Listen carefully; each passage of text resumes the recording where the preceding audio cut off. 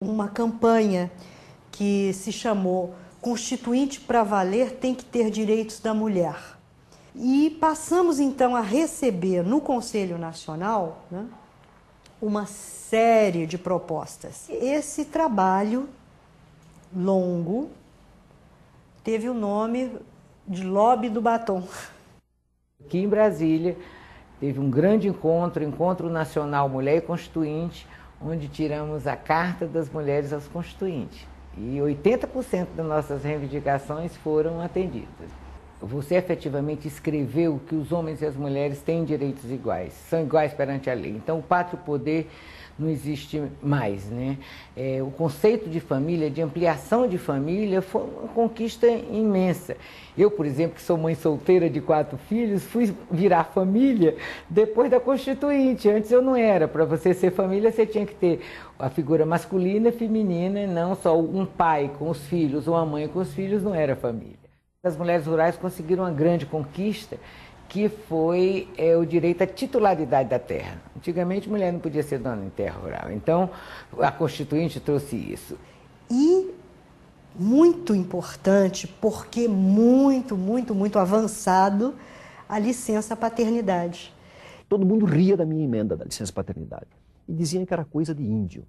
E havia um lobby empresarial fortíssimo para que ela não fosse aprovada. Minha mulher estava grávida, nasceu minha filha no dia 14 de dezembro. E ela não foi bem de parto. Eu não consegui dormir, porque minha filha chorava à noite, recém-nascida, e minha mulher não conseguia atendê-la. E eu fiquei de pai e babá, e enfermeiro da menininha e da mulher. Vim para a Constituinte de táxi, para chegar embaixo do plenário, na chapelaria. E ao entrar no plenário, a deputada Rita Camata estava sendo aplaudida de pé, tinha acabado de aprovar a licença maternidade. E não cheguei a cumprimentá-la porque Ulisses fez uma jocosidade, fez uma piada a respeito da minha emenda, que seria a seguinte: plenário inteiro caiu no riso. E eu me incomodei. E fui me dirigindo a ele para tomar uma satisfação da piada, quando ele fez outra piada. Eu resolvi subir à tribuna, mesmo não estando inscrito, sabendo que Ulisses ia me caçar a palavra. Comecei a contar histórias de mães que tinham morrido na sala de parto em que eu estava presente como pediatra. Minha dificuldade para dizer para o pai que ele tinha perdido a mulher e ganho um filho, e o que acontecia sempre com o pai depois. O pai optava pela família e geralmente perdia o emprego. Olhei para o Ulisses Guimarães, vi que ele estava emocionado também e disse: Vossa Excelência perguntou por onde eu andava esses dias. Estava cuidando da minha família. Reaprendi a brincar, reaprendi a cantar, reaprendi a dançar, reaprendi a ser gente. E essa, senhor presidente, é uma emenda séria, de gente. E desci e chorei também, né? O plenário inteiro chorava. Aprovei com 387 votos contra uns poucos votos contra. A presença dos índios na Constituinte foi marcante e assegurou um capítulo especial na Constituição dedicado aos direitos indígenas. Um dos temas mais polêmicos foi a demarcação de terras. Como é que se vai definir o que é área indígena? Primeiro, foi preciso superar a resistência que se reconhecessem direitos aos índios. E depois, a questão da terra. E aí é que se consagrou uma forma que está lá na Constituição, que as terras indígenas pertencem ao patrimônio da União. O índio não é proprietário. Porque se dizia assim, não, mas o índio não tem experiência, ele vai ser enganado, ele vende a sua terra. Não, então ele não é proprietário. O proprietário é a União. Mas ficou assegurada ao índio a ocupação permanente. Permanente do quê? Aí também houve uma grande discussão. O que é área indígena? São aquelas tradicionalmente ocupadas por grupos indígenas. E é isso que está na Constituição. Então hoje, os povos indígenas estão ficando cada vez mais preparados para exercitar essa organização social que a Constituição manda respeitar, né? Uma inovação da Constituinte foi dedicar tratamento especial ao meio ambiente. A Constituição de 88 é um marco divisor fundamental na questão ambiental no Brasil. Havia muita polêmica, inclusive, se deveria ou não constar alguma coisa sobre o meio ambiente, porque muitos juristas diziam que essa não era matéria constitucional.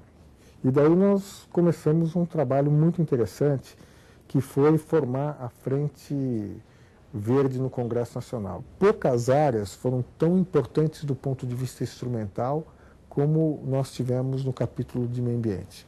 Quer dizer, ele permitiu os avanços, ele amparou concretamente as demandas judiciais, ele deu um outro status para questões ambientais. O estudo de impacto ambiental é o que proporciona à sociedade discutir determinados projetos, determinadas iniciativas que antes da Constituição de 88 praticamente eram colocadas sem nenhuma discussão para a sociedade. Nós tivemos a discussão, inclusive, da bomba atômica brasileira. Eu acho que a Constituição brasileira ajudou muito, quer dizer, a consciência ambiental e, inclusive, os avanços que nós tivemos após a Constituição de 88. Quer dizer, a Constituição brasileira, passados 20 anos, ainda é considerada um modelo para os outros países.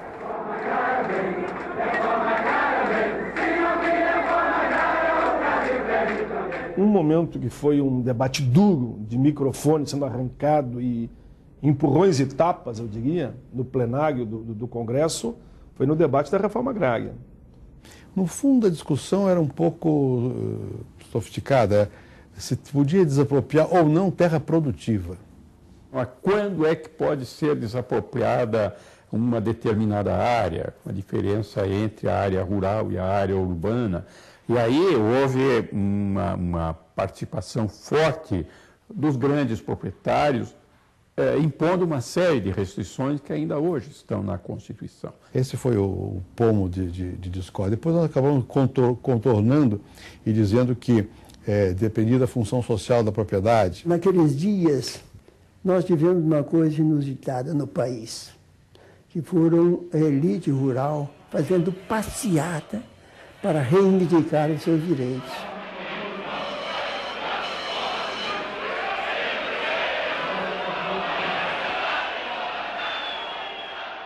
Ora, até então quem fazia passeata era o pobre, o operário. Quando você vê os ricos fazendo passeata para reivindicar os seus direitos, é porque alguma coisa está se modificando. Ao entrar em vigor, a Constituição já teve que enfrentar desafios. O primeiro teste foi o da governabilidade. O presidente Sarney foi, na minha opinião, num ataque de lucidez, disse que com essa Constituição vai ser muito difícil administrar o Brasil. Ele tinha razão. O município não acredita no Estado. O Estado não acredita na União. Eu não acredito no governo nem quando estou nele. Tornou difícil governar, porque ela diminuiu muito os impostos da União e transferiu para estados e municípios e não transferiu responsabilidades. O que a União fez depois? Criou tributos, contribuições. Distorceu o sistema. A Constituição criou despesas sem criar recursos. E uma das causas disso é que hoje, quando nós falamos a carga tributária do Brasil é 40%. Quer dizer, na realidade, naquele tempo era 23%. E a próprio país teve que começar a aumentar a carga tributária, que o povo terminou pagando, para cumprir aquelas coisas que na Constituição, na Constituinte, elas foram feitas.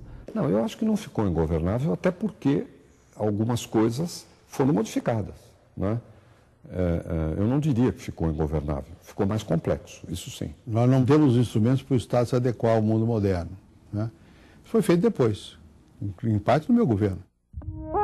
As transformações no cenário externo foram o segundo desafio ao novo desenho do Estado brasileiro definido na Constituinte. Eu acho que aquele foi um momento muito importante do Brasil, como país, como nação, para começar a sacudir os vários grupos sociais a pensarem. Era um momento em que o Muro de Berlim não tinha caído, portanto, muita gente tinha uma visão anticapitalista, né? Ou pelo menos não capitalista. Era comum dizer, bom, o mundo caminha para o socialismo. O pessoal que comandou o PMDB, o Ulisses, inclusive, Mário Covas, os que tínhamos uma noção mais equilibrada das coisas, a gente fazia um certo equilíbrio entre o centrão e as propostas mais radicais. Foi o que prevaleceu na Constituição. Os progressistas, assim, na época, eram considerados aqueles